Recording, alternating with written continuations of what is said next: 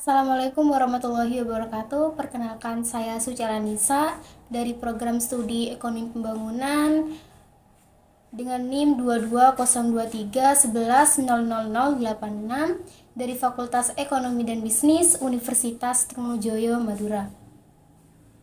Puji syukur kehadirat Allah Subhanahu wa taala yang mana alhamdulillah pada kesempatan kali ini saya dapat menjelaskan artikel dengan judul Pengaruh Pandangan Teori Klasik Terhadap Mekanisme Pasar Bebas. Baik, selanjutnya kita akan masuk ke slide berikutnya, yaitu pendahuluan. Teori klasik yang biasa disebut dengan aliran klasik muncul pada abad ke-18 dan pertemuan abad ke-19. Pada umumnya, para ahli ekonomi yang mengungkapkan teori ini ada sekitar abad tersebut dinamakan sebagai kaum klasik. Teori klasik adalah kebijaksanaan pasar bebas.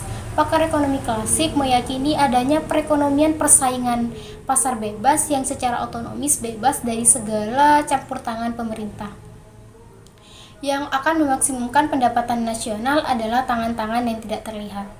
The Wealth of Nations merupakan salah satu buku Adam Smith pada tahun 1776 yang secara luas menganggap sebagai titik balik dari perkembangan ekonomi modern. Dalam karyanya, Adam Smith mengadvokasi kebebasan ekonomi dari tangan tak terlihat untuk menyelaraskan sistem ekonomi dengan lebih baik. Itu menurut Scowen 2012 dan Pressman 2000. Smith meneliti faktor-faktor yang berkontribusi terhadap peningkatan standar hidup nasional dan menunjukkan bagaimana kepentingan pribadi dan persaingan mempengaruhi pertumbuhan ekonomi.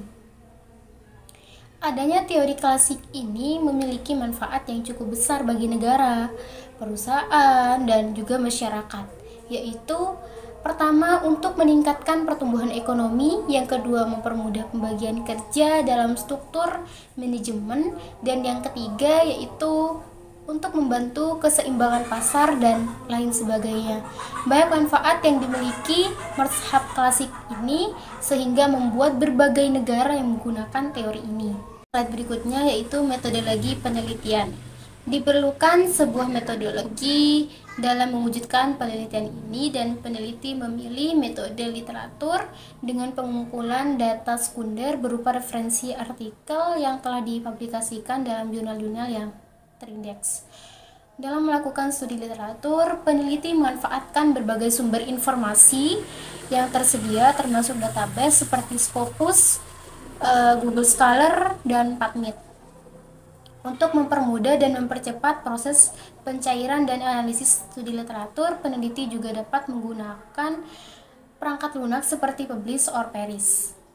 Nah, pada artikel database di samping, peneliti menggunakan simbol asterisk atau bintang pada setiap keyword string yang dicari.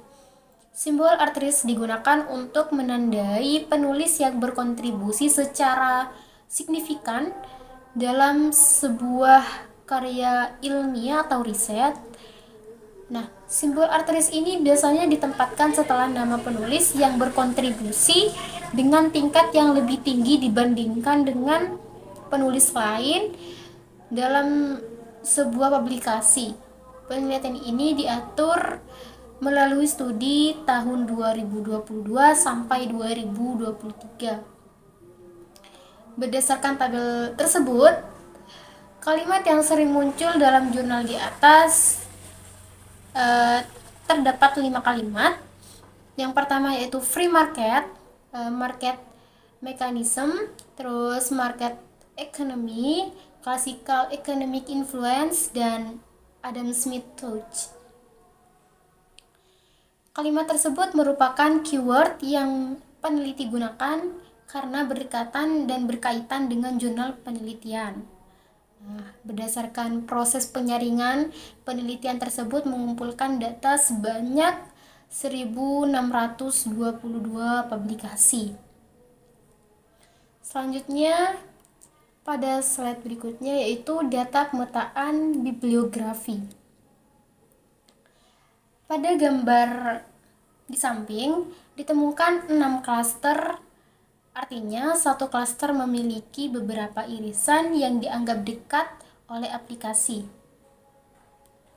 Klaster yang pertama yaitu berwarna merah, terdiri dari 6 items, yaitu konsumen, pengaruh, sistem pasar, ideologi pasar bebas, peraturan, dan peran.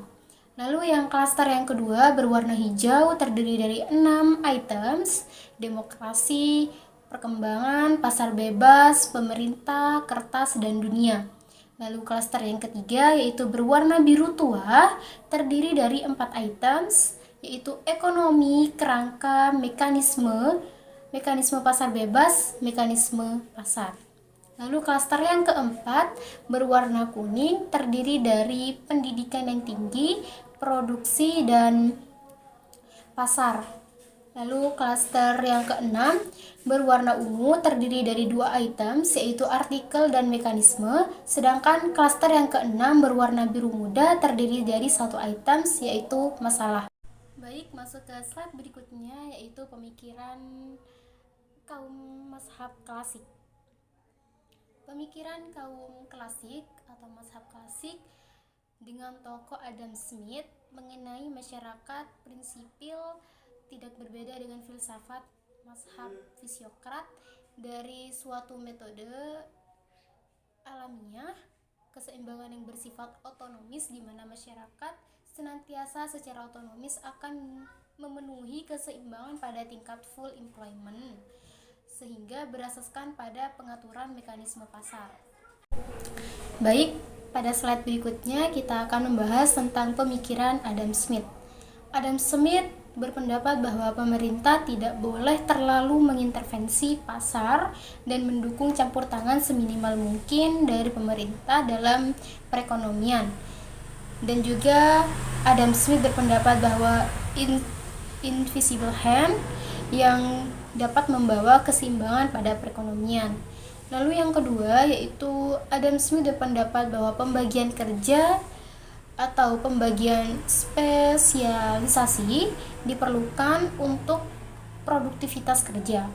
Menurut Adam Smith, perluasan pembagian kerja dan peningkatan populasi akan menyebabkan peningkatan output. Lalu masuk ke slide yang berikutnya tentang mekanisme pasar bebas. Smith sangat setuju dengan pandangan fisiokrat tentang laissez-faire, laissez-passer yang mendukung keterlibatan pemerintah dalam jumlah terbatas dalam perekonomian. Nah, perusahaan bebas adalah hipotesis moneter yang dibuat dari 100 tahun ke-18. Ungkapan Prancis laissez-faire berarti biarkan terjadi.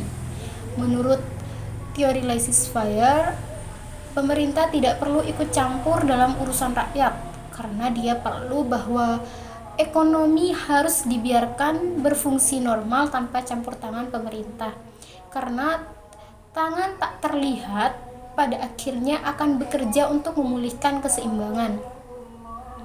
Smith menegaskan bahwa distorsi pasar akan mengakibatkan inefisiensi dan ketidakseimbangan ekonomi jika ada intervensi pemerintah yang berlebihan. Nah, keyakinan Adam Smith tentang kebebasan individu dan peran pemerintah dalam kesejahteraan masyarakat secara langsung dipengaruhi oleh asumsinya tentang mesin fiktif yang menghasilkan pendapatan nasional. Dalam bukunya The Wealth of Nations, Adam Smith memuat pemikiran teoritis ekspansi ekonomi dipengaruhi oleh 5 faktor. Yang pertama yaitu faktor sumber daya manusia. Faktor sumber daya manusia ini dipengaruhi oleh sumber daya manusia seperti halnya proses pembangunan. Lalu yang kedua yaitu faktor sumber daya alam, yaitu faktor yang bergantung pada sumber daya alam. Sebagian besar proses pembangunan negara berkembang bergantung pada sumber daya alam. Yang ketiga yaitu faktor pengetahuan dan teknologi atau iptek. Perkembangan ilmu pengetahuan dan teknologi semakin canggih telah mempercepat proses pembangunan. Yang kelima yaitu faktor budaya pembangunan ekonomi. Dan yang terakhir yaitu faktor manusia membutuhkan sumber daya modal. Nah, untuk mengolah sumber daya manusia dan meningkatkan kualitas ilmu pengetahuan dan teknologi pastinya membutuhkan sumber daya modal. Baik, selanjutnya yaitu pemikiran Adam Smith terhadap mekanisme pasar. Mekanisme pasar adalah suatu sistem yang menentukan pembentukan harga yang dipengaruhi oleh berbagai faktor, antara lain faktor permintaan, faktor penawaran, distribusi, kebijakan pemerintah, tenaga kerja, uang, pajak, dan juga keamanan.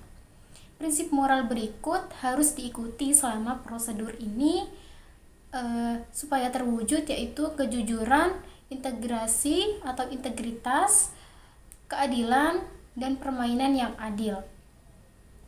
Pemikiran Adam Smith terhadap mekanisme pasar yaitu memahami bagaimana membangun bisnis, karena membangun bisnis dapat mengarah pada spesialisasi yang pada akhirnya mengarah pada peningkatan produktivitas dan produksi total.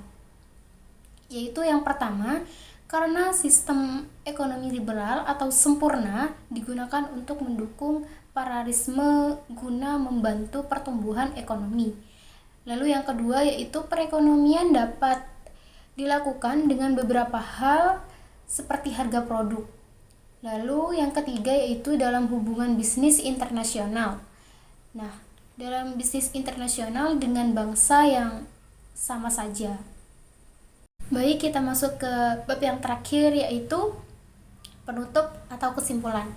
Kesimpulan yang dapat ditarik dari makalah pengaruh teori klasik terhadap mekanisme pasar bebas adalah bahwa manusia pada hakikatnya memiliki sifat yang serakah, sesuatu yang sangat disadari oleh para ahli pada masa Yunani kuno, khususnya Plato.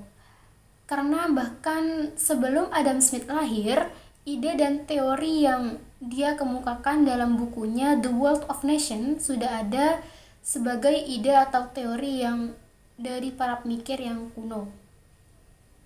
Banyak teori Adam Smith yang dikaitkan dengan kasus atau isu ekonomi terkini, termasuk isu ekonomi Indonesia. Prinsip panduan sekolah klasik adalah kepentingan diri sendiri dan individualisme atau laissez-faire, ekspansi ekonomi, dan bahkan sistem ekonomi klasik adalah liberal atau bebas berdasarkan prinsip ini. Siapapun bisa langsung mencapai kesejahteraan sosial, pembangunan kekayaan bangsa itu bersifat atau berpusat pada kebebasan individu. Baik, yang terakhir yaitu saya ucapkan terima kasih dan mohon maaf apabila ada kekurangan dan salah kata dari awal sampai akhir.